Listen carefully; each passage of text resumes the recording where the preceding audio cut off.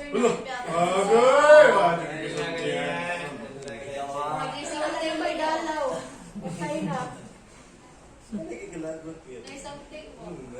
something fishy. Gani nga po kayo, di na daw siya kalipok.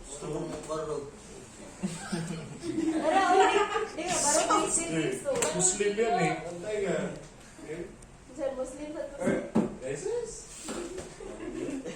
Right. So since you don't have any gate belts, then you can use the triangular bandage as an alternative for gate belts. Kasi the reason why ka na magtaot ng belt is to easily help us lift the patient into a standing position. As gets in you. There should be a gate belt, but in ABQ, there is no gate belt there. I haven't seen a gate belt ito. So some of the students will actually use the triangular bandage, or they will manually lift the patient using their arms. Okay. So if what's next procedure then? Sorry. That's the gate belt secured on both sides of the patient. Okay, and then after that one. Ask the patient to place her hands on your upper arm. Okay. Next.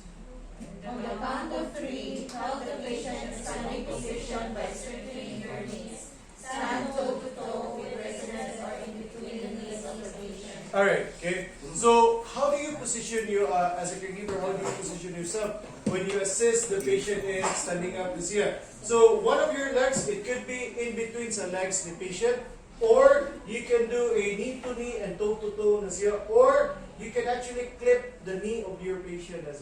But the most recommended one is actually in between the legs of your patient. Okay? Then ask your patient to hold your shoulder. Then we will hold the gate belt. If you don't have any gate belt, then you will insert your arms under the armpit of your patient, then hold as well their shoulder.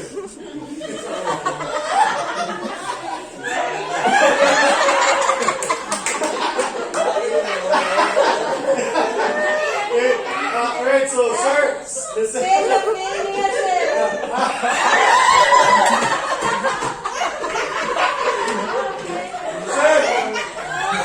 at the count of 3, mabarot ka sir. Ready? 1, 2, 3.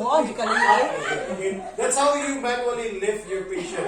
But if you're using gate belt, just ask the patient to hold your shoulder, but instead of holding your shoulder as well, hold the belt. Okay? Sir, at the count of 3, barot ka. Ready? 1, 2, 3, up. Alright. So once the patient is already in a standing position, what do we do? Allow. To gain balance. Okay, so allow the patient to gain balance and check for dizziness. Then after that one, what do we do? Move your feet shoulder width apart. Okay, then closer to the wheelchair. Okay, so slowly remove.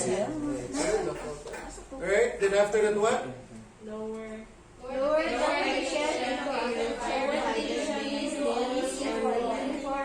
and lean forward. Alright, okay. Sir, the count of 3, mulingkod na ta sir ha. Sit down, ready? 1, 2, 3, sit. So when you assist the patient in sitting down, you have to bend your knees. Okay? So sit down, ready? 1, 2, 3, sit down.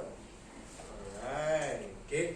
So once the patient is in a sitting position, what do we do? Unlock the heels. Align the body and Okay, so and remove the gate belt as here. Okay?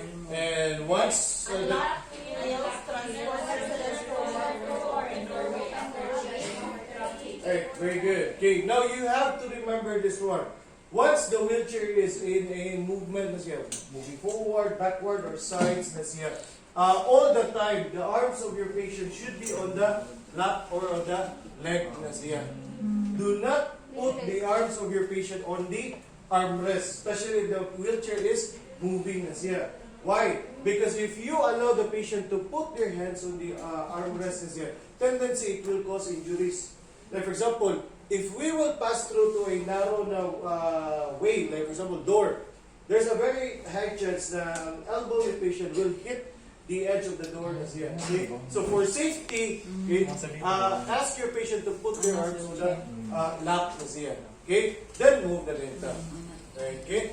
Now when we exit, who will go first? The patient or the caregiver? The caregiver. The caregiver. Very good. Why caregiver?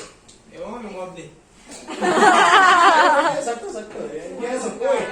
Because the caregiver is the one who will open the door. Open the door, then. You open the door. Safety Okay. situation. Alright, For the safety. okay, for the safety in this year. Why? Because when we exit the door, we don't know kung sa'yo nasa gawas. Okay, we don't know what's in the outside, no? So when we exit, patient first, there's a very high chance that your patient will bump with other patients in door. Probably mga doctors, mga staffs, or other people who are roaming around sa hallway. Or even patients who are in a wheelchair in the bed kasi maigo sa dito. So it can cause accidents here. So it would be much better that if you exit the door, lock the wheelchair first, and then open the door.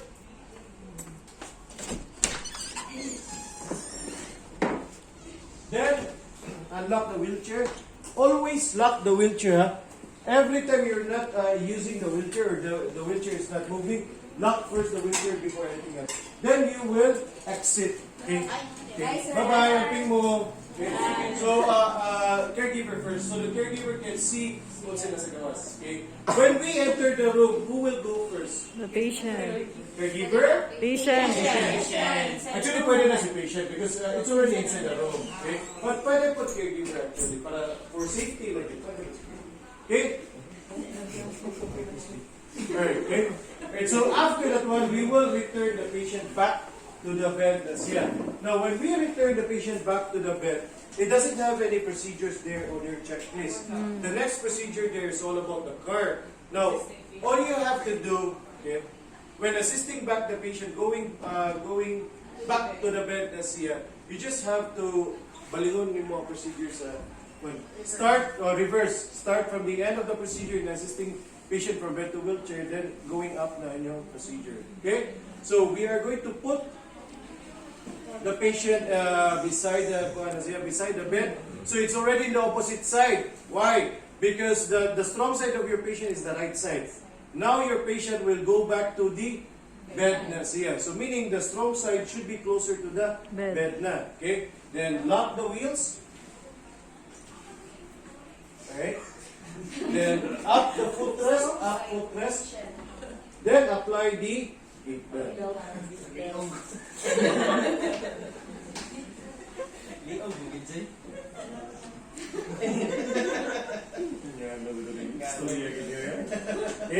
And then in between the legs, the patient put your legs here, then ask the patient to hold. Then sir, at the count of 3, we'll stand up, sir. Ready? 1, 2, 3, up. Alright. So once the patient is in a standing position, once the patient is in a standing position, let the patient gain its balance and check for dizziness. Okay. Then slowly return back the patient to the bed. Then let them sit down. Sir.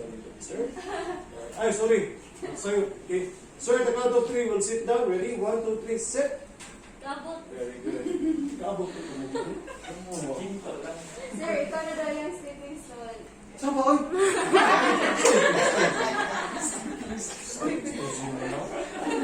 Alright, so once the patient is in a sitting position, remove their shoes.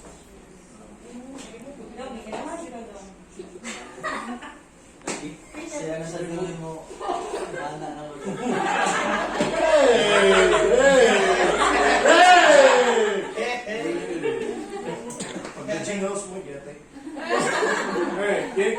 Then we will return back the patient into supine position as well. Okay? Pag down ito balik si patient. Sir, the count of 3, I'm gonna put you in the bed na. Okay, so one of your arms is on the back of the patient.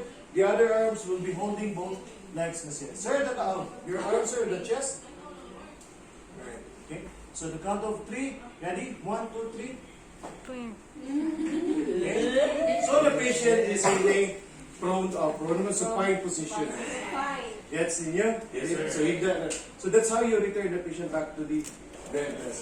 Okay? Now, there are instances, some assessors will give you scenarios. Sir or ma'am, what if the patient is not in the correct position? Like, ubus kayo si patient or lower the patient sa bed. Isaka. Ubus kayo. Isaka. Yeah, sige pa. Ako may labot yung mundo. Sumawa ko ba mo? Grabe kung kalapa sa tail. Ano lang. Alright, okay. So what do you do? Okay. Birahon. But okay, without exerting any energy and effort, how will you position the patient correctly in their bed? Bend the knee, then Give the patience. tabang po, no? Keep pushing. It's an equation. Okay, very good. Tapos utangan niya mag-unlan ng bag. Ibang lagi din sila. Yes. Alright, so you are going to put a pillow on the headboard na siya. This is to prevent na ma-accidente or ma-headbutt ang inyong patient. Okay? Then, both of your heads, you will be holding the ankle of your patient. Okay? So without energy and effort, very easy na kainin na procedure. Okay? Ask your patient to put their arms on the chest. Sir. Then, sir, at the count of 3, just straighten your leg na siya. Okay? Ready? 1. Una, 1. Ready? 1, 2, 3. Straight. Alright. Very easy. Without any energy and effort to the siya. Instead of lifting the patient or dragging the patient going back to its correct position as here, just use the ankles or the legs as here. Okay? And positioning your patient correctly. Okay? Now that's how you position your patient back to its correct position. Next is we have